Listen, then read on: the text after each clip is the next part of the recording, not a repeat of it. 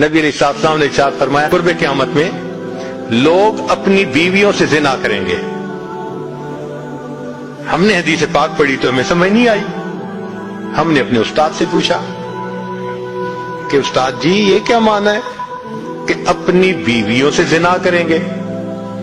تو انہوں نے فرمایا ہاں اس کی کئی صورتیں ہیں. ایک صورت تو اس کی یہ ہے کہ مرد یا عورت کوئی کفریہ بول دے اور نکاح ٹوٹ جائے اور ان کو اس کا پتہ ہی نہیں کہ نکاح ٹوٹا یا نہیں. اور واقعی آج تو کفریہ کلمات کا علم ہی نہیں لوگوں کے پاس. بہت سینسیٹیو مسئلہ ہے یہ. مالا بدہ من میں فارسی کی کتاب ہے, ہم مفتی صاحب سے پڑھ رہے تھے تو جب انہوں نے کلمات کفر پڑھائے تو ہماری آنکھیں کھل گئیں.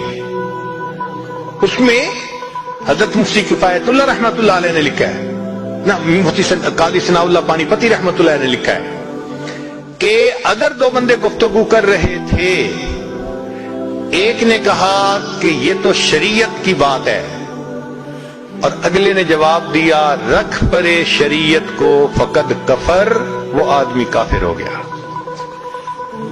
شریعت کے بارے میں ایسی بات کہہ دینا کہ رکھ پرے شریعت کو, ایمان کہاں بچتا ہے؟ سوچئے. تو ہمیں چاہیے کہ ہم علماء سے پوچھیں کہ بھئی کلمات کفر کون کون سے ہیں. یہ نہ ہو کہ کہیں ایسے جملے ہم بولیں. کئی جملے تو بہت کامن ہیں. مثلا علماء نے لکھا ہے کہ کسی نے کہا کہ کہاں رہتے ہو, دوسرے نے کہا فلاں جگہ رہتا ہوں. او خدا دے پچھاوڑے, خدا کے پچھاوڑے یعنی خدا کے پیچھے رہتے ہو, فقط کفر, ایسا بندہ کہنے والا کافر ہو جاتا ہے. تو ان کا علم حاصل کرنا ضروری کہ کہیں ہم تو اپنی گفتگو میں کوئی ایسی بات نہیں کہہ جاتے, اور اگر نکاح ٹوٹ گیا تو پھر اپنے ذہن میں میاں بیوی رہ رہے ہیں اور زنا کا گناہ لکھا جا رہا ہے. تو فرمایا کہ مرد قرب قیامت میں اپنی بیویوں سے زنا کریں گے. ایک صورت تو یہ ہے, یہ کفریہ کلمہ بیوی بولے تو بھی نکاح ٹوٹا, خامد بولے تو بھی نکاح ٹوٹا. اور دوسری صورت ایک دوسرے کے ساتھ آرگومنٹس, اور یہ تو ہر گھر کی آج بات نظر آتی ہے. جس گھر میں دیکھو الا ماشاء اللہ وہی حال ہے. جب شادی ہوئی میں بولتا تھا, بیوی سنتی تھی. اس نے کہا پھر, کہتے پھر بچے ہو گئے, پھر بیوی بولتی تھی میں سنتا تھا. اس نے کہا پھر, کہتے پھر ہم دونوں بوڑھے ہو گئے, ہم دونوں بولتے تھے محلے والے سنتے تھے. تو بڑھاپے میں آرگومنٹس اور زیادہ. اب ان آرگومنٹس میں ہوتا کیا ہے کہ مرد کی زبان سے کنائے میں طلاق نکل جاتی ہے. کنایا کہتے ہیں کہ لفظ تو طلاق کا نہیں بولا لیکن بات ایسی کر دی کہ جس کا مفہوم طلاق والا ہوتا ہے, اس کو کنائے میں طلاق کہتے ہیں. اب یہ گناہ بہت زیادہ ہے کہ غصے میں کہہ دیتے ہیں چلی جا, مجھے تیری کوئی ضرورت نہیں آج کے بعد. اس قسم کے الفاظ کہ جس کا نتیجہ یہ نکلے کہ تم میری بیوی نہیں ہے,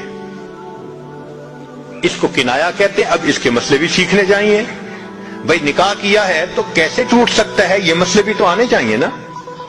یہ کہاں لکھا ہوا ہے کہ آپ ٹیکس کے سب مسائل جانتے ہیں, بزنس کے سب کوڈز جانتے ہیں, فلاں کا سب نالج آپ نے حاصل کیا ہوا ہے, اور ایک مومن نکاح کر لیتا ہے اور اس کو نکاح طلاق کا پتہ ہی نہیں ہوتا. یہ کہاں کا انصاف ہے؟ شریعت کہتی ہے علم حاصل کرو. ایسا نہ ہو کہ کنائے میں طلاق ہو جائے, ہمیں پتہ بھی نہ ہو اور میاں بیوی مل کے رہ رہے. اور آج تو یہ معاملہ ہے کہ زبان سے طلاق کہہ دیتے ہیں, ہو بھی جاتی ہے, پتہ بھی ہے دونوں کو, مگر بدنامی ہو جائے گی, پھر ایک دوسرے کے ساتھ رہ رہے ہوتے ہیں.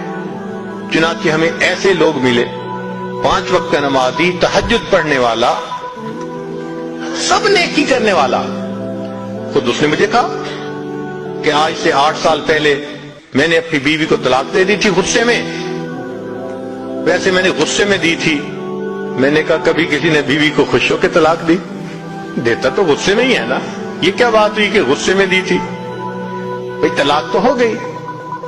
اور جی پھر بعد میں ہم نے سوچا وہ بھی نیک ہے میں بھی نیک ہوں, بدنامی ہو جائے گی, بچے خراب ہو جائیں گے, تو بس پھر ہم نے پھر اکٹھا رہنا شروع کر دیا. نہ رشتہ داروں کو پتا, نہ علماء سے پوچھا. پھر میاں بیوی اکٹھا رہ رہے ہیں, ایک گھر ایک کمرے میں. اب بتائیں زنا ہو رہا ہے کہ نہیں ہو رہا؟ قربان جائیں اس سچے نبی صلی اللہ علیہ وسلم کی مبارک زبان پر 1400 سال پہلے وارن کر دیا تھا کہ قرب قیامت میں لوگ اپنی بیویوں سے زنا کریں گے. آج اس بات کی ضرورت ہے ہم دین کو پڑھیں, دین کو سمجھیں, دین کو سیکھیں تاکہ اپنی زندگی شریعت کے مطابق گزار سکیں.